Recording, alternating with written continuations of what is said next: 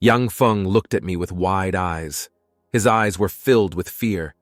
He seemed to realize the criticality of the situation. Suddenly, his opponent struck. He was able to pierce through the guy with his technique. His weapon was a huge, sharp sword. However, the attacker himself realized that Yang Fan could have dissolved his technique because his body aura was different, and he did not understand how it could be so familiar to him. Suddenly, Yang Feng was about to attack using his own technique. However, the heroes had the same aura, so it was difficult for them to compete and fight with each other. Blondie did not understand how someone could have the same aura as him. He could not allow this and tried to kill the guy at any cost. The blonde man, shouting that Yang was no match for him and that his life was not worthy, attacked the boy, trying to inflict a fatal blow. He swung his sword. However, Jan repelled the attack with his weapon. A hail of sparks flew around. Ian managed to block the boy's blow and was unharmed. Ian thought that fire and water were not the best cocktail in the world, but the blonde man didn't realize it. The battle continued. The blonde tried to strike the boy with many blows, but Ian, with a calm look, repelled all attacks. The boys had different philosophies. They fought for the views of interests, each defending his own principles and views. Suddenly, the blonde man began to shout in a frantic voice. It seemed that everything was over. The blonde man just exhaled heavily, but it couldn't be over. The battle of two worldviews could not be over so quickly. Events moved back in time, where the blonde man was receiving a reward for taking first place. Since childhood, he was different from many people. He was a genius and a gift to his parents from childhood. Everyone loved him, and he could cope with any difficulties. He was strong and could handle anything. People always respected the strong and feared them. At the age of 13, he entered college, and at 16, he graduated. At 20, he managed to become a master in medicine. However, the boy's father was never proud of him. He considered his son a burden because the boy's mother had become disabled in order to give birth to his son. At least that's what the boy thought. He could feel it in his father's attitude towards him. All of the boy's efforts in his studies were actually for the purpose of one day being able to cure his mother and wake her up. But the end of the world had other plans. One day, while he was sitting in his mother's room, a zombie came in. In order to protect himself and his helpless mother, the boy had to fight off a walking. He struck the zombie. The zombie fell right on his mother's bed and spilled blood all over the sheets. Everything was covered in blood.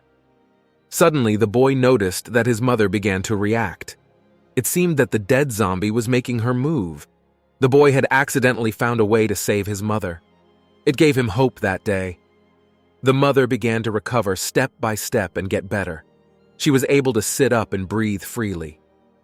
The boy realized that all his efforts had not been in vain when he saw his mother smile. But at this point, he realized that the regular cannonballs were no longer useful and he needed more resources, all for the sake of her smile, so he could not lose. Events returned to the battle again. Blondie, trying to strike again, is ready to die with Jan, but only to win on points. Yang Feng could not believe that the enemy still had so much strength. The battle continued.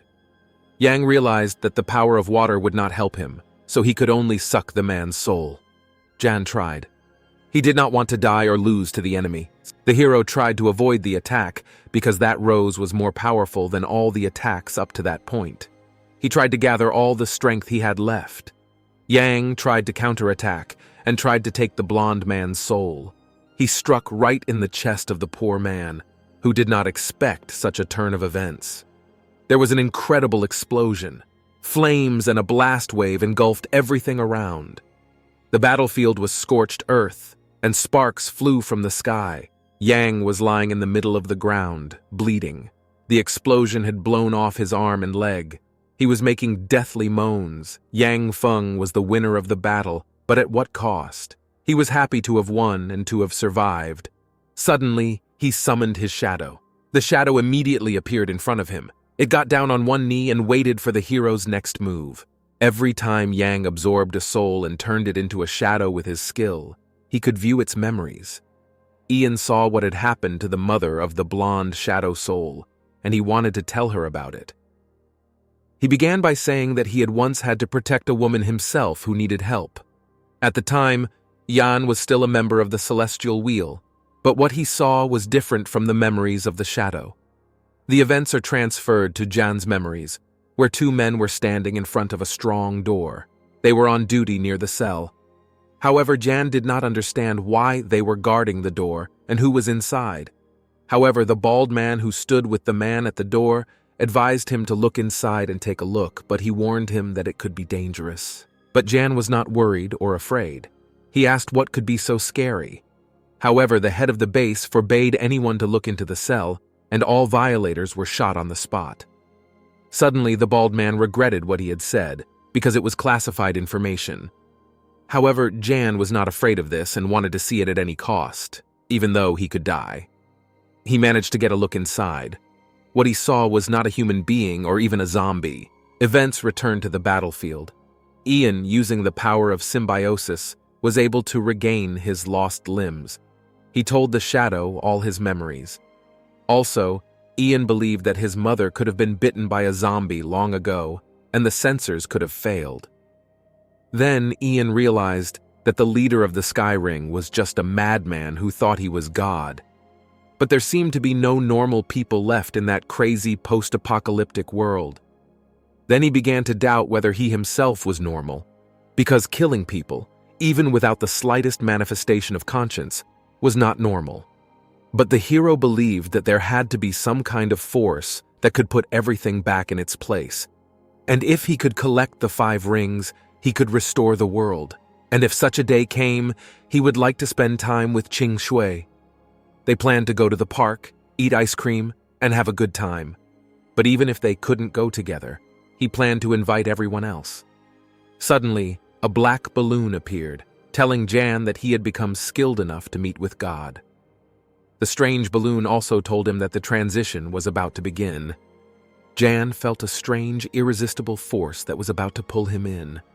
After everything he had experienced, all the planets, all the galaxies and universes, the hero did not understand where he could be sent. Suddenly, a column appeared in front of the hero. It was gilded and very tall. It looked like a column for sacrifices. The boy did not understand where he was and stared at the giant column with his mouth open. Suddenly, fire came out of nowhere. Traders also appeared above the column. Gray, white, red, orange, yellow, green, azure, blue, and purple. All the merchants of the 9th level were in that place. It was strange because it was not clear why they appeared. Suddenly, the merchants spoke to the boy. They called him the Chosen One and told him that they were gods, and that he had to kneel down. But Jan did not immediately believe the gods and would not kneel down. Then the white merchant asked him why he did not want to be a messenger of God. The boy understood at once. He knelt down on his knees. Yang Feng began to beg the gods for forgiveness. He made excuses for not bowing down because he was fascinated by their divine appearance. The gods listened to the boy in silence. Jan knew that the creatures could kill him with a single finger, so he could only bow his head and wait until he had collected all the rings. Then the gods themselves would kneel before him. The gods asked if the hero was ready to swear his allegiance to them. The boy agreed because a single oath was not enough for the concept of truth, and there was nothing difficult about swearing. Suddenly, a ray of brilliant light pierced the boy's body. The boy could not understand what was happening because he could not repair the wound with his symbiosis powers. The boy began to scream because he was already being killed, and he had not even realized the truth. The gods only wanted to see their seed in the boy and make him work for them, and if he resisted, they would simply pluck the seed and kill him. The boy started to close his eyes a little bit. He was struggling. He did not want to die, but he could not help it. Suddenly, he woke up and could not realize where he was. One of the gods was standing in front of him. He was afraid because it meant that he was going to die. But God told him that he was not going to kill him. Instead, he had pierced the boy's heart and put a seed in it. The boy did not know what kind of seed was being put there. God continued to speak and said that if the boy disobeyed any of God's commands, the seed would explode, and the explosion would be so strong that he would not be able to survive it. Suddenly, he raised his hand. The boy's heart immediately pounded and his chest tightened. His body was in incredible pain. A bright stream of energy began to flow from his chest.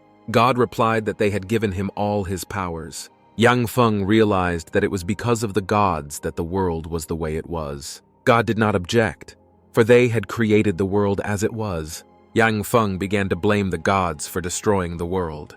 Immediately after he spoke, he felt sick.